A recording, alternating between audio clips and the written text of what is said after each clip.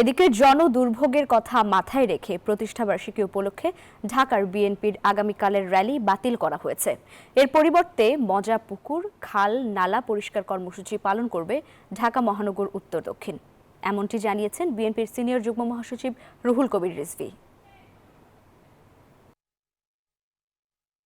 পরিবর্তন নিয়ে এসেছে, বিশেষ করে ঢাকায়।